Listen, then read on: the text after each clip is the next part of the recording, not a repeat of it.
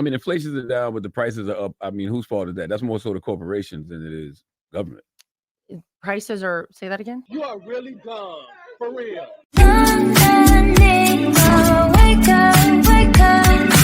What's up, everybody? It's your girl, Mika, and we're back for another Red Cup Talks because you know when we get the Red Cup, we're about to spill some truth. And today I wanted to come on and talk about the all-encompassing, the all-great, all-knowing, The Breakfast Club, okay? So the Breakfast Club decided to have LAURATRUMP on, okay? She is the daughter-in-law of Donald Trump. She is the wife of Eric Trump. So as you know, anytime they have on Republicans, they go at them. But I thought LAURATRUMP held her own. So I want to get right into it. Here's LAURATRUMP on the Breakfast Club. And you know what the first question was? Donald Trump's a racist. A lot of people feel that Trump is racist. And what do you say to that? You know, in 73, of course, it was when he got sued for not renting to African Americans. And 89, they took out the ad in the paper. And I mean, even saying Obama wasn't born here and show his birth certificate. And there's numerous things. So what do you say to that? Well, I think that's ridiculous. I've known this man for 16 years. And, you know, you can go to each of those incidents and, you know, there was never any proof of anything with the houses that you're talking about. He settled out for that, though. Yeah, right? they settled that. And there was no admission of anything there. So DJ Envy, yes, he settled out. Settling does not mean admission. Like, you should know that. DJ Envy right now is in a couple of cases, okay? And he's in hot water for fraud. But nevertheless, he should know. Okay, so that doesn't mean anything, but I'm glad LAURATRUMP actually pushed back on it. But let's get back into it. It's hysterical. But I mean, but no, Charlamagne, because people act like there's no such thing as Google, or we don't have TV, we don't have radio. What is it that you think that he said? When Mexico sends its people, they're not sending their best. They're bringing drugs, they're bringing crime, they're rapists. This morning, a bitter backlash after President Trump referred to Haiti and African nations as S-hole countries during a meeting on immigration Thursday. This remark by the President of the United States smacks of blatant racism. So the Breakfast Club attempted to say that Donald Trump's a racist because he said that third world countries that are being taken over by people named Barbecue are shitholes? Like, I'm not understanding. A man named Barbecue is the leader. Take a look.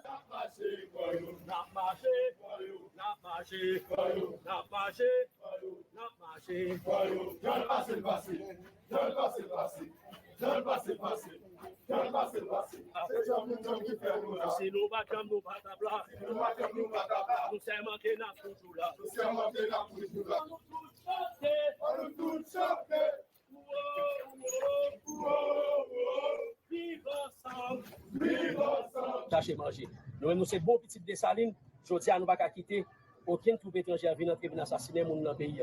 Au péril de notre vie, qu'est-ce sans nous couler, n'a continuer goumer jusqu'à dernier goutte sans nous pour nous défendre l'intégrité et la souveraineté pays ça. So yeah, I'm going to agree with Donald Trump. Yeah, he has the right assessment about Haiti. It's ran by a man named Barbecue.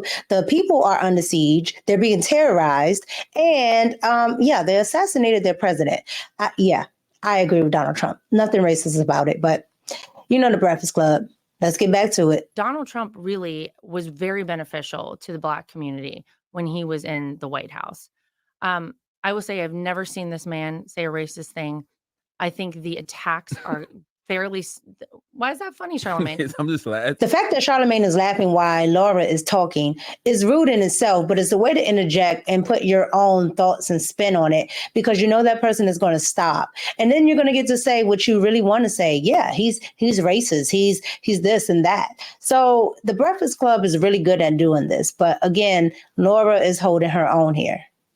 Let's get back to it. As I said in the beginning, was beloved by so many people in this country. Mm-hmm. And he was friends with everybody. A lot of celebrities. Jesse Jackson, by the way, his Rainbow Coalition. He had Black friends. That's not going to work. No. He let them stay rent-free in one of his buildings, the Rainbow Coalition, because he felt like at the time that was a very important thing. The woman that is filling in for Just Hilarious irks my nerves, okay? Because for the life of me, don't do that. I have a black friend.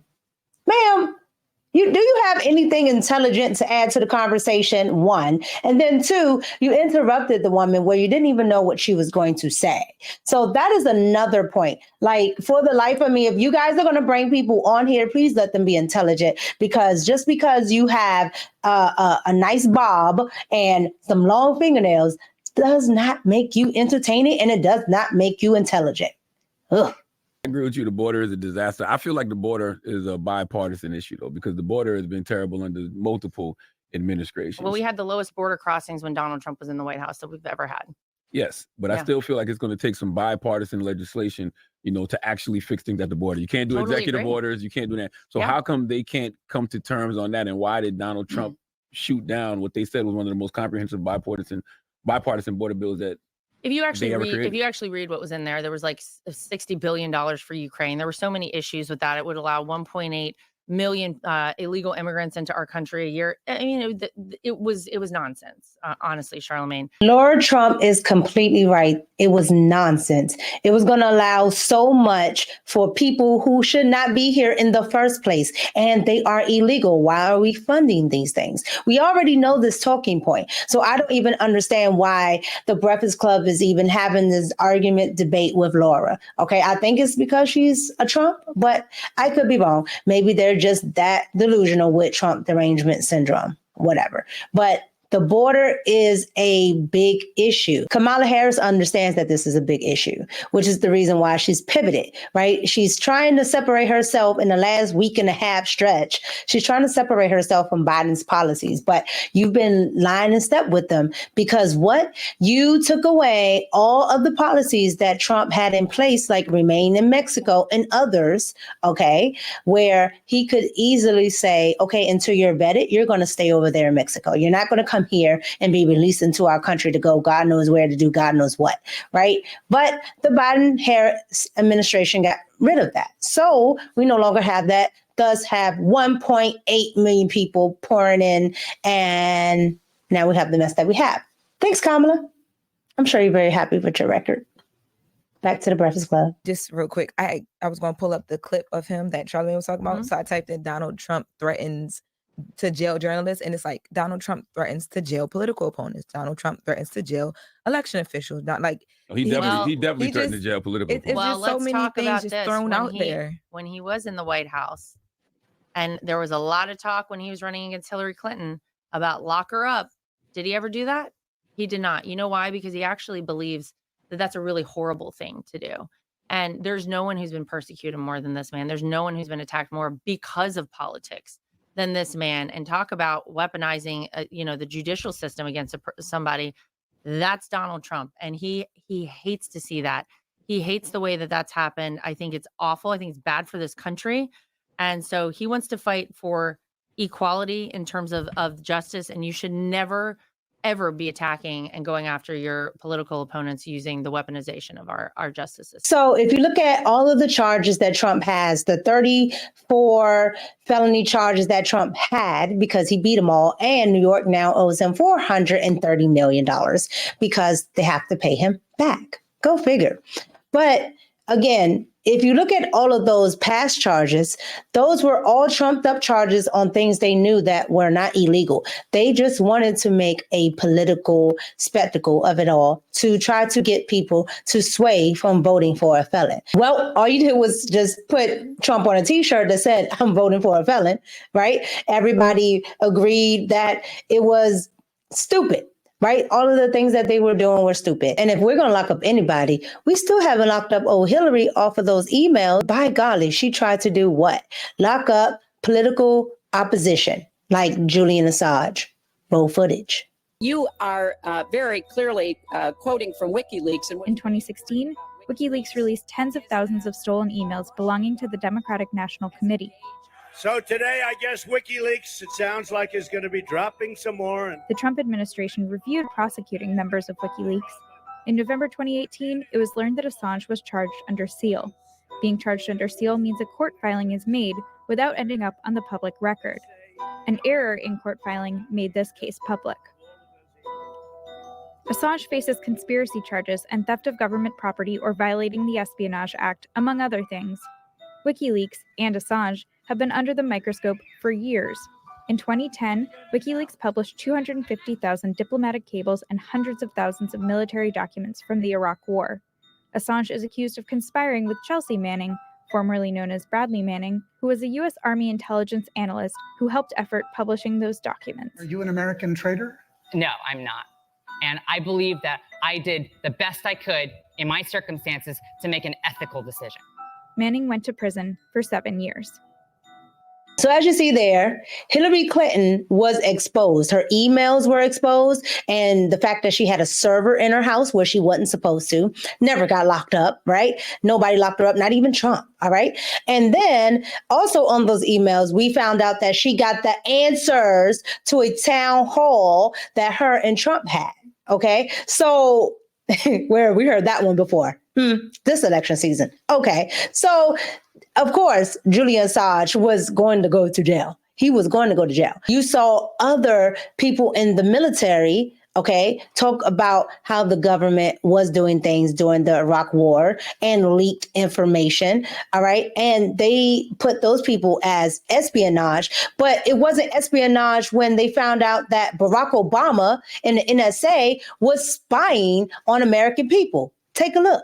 NSA whistleblower Edward Snowden. Breaking details on that whistleblower who leaked top secret documents faces almost certain criminal prosecution. For more than 3 years, he's been hiding in plain sight here in the Russian capital. Can you walk around freely the streets of Moscow and not be recognized? I walked here. Since August of 2013, he's been living in exile, provided asylum by Russia after leaking an undetermined number, perhaps as high as 1.5 million, classified NSA documents to journalists. His revelations expose systemic government surveillance of civilians here and abroad, a disclosure that both enraged and embarrassed the American intelligence community.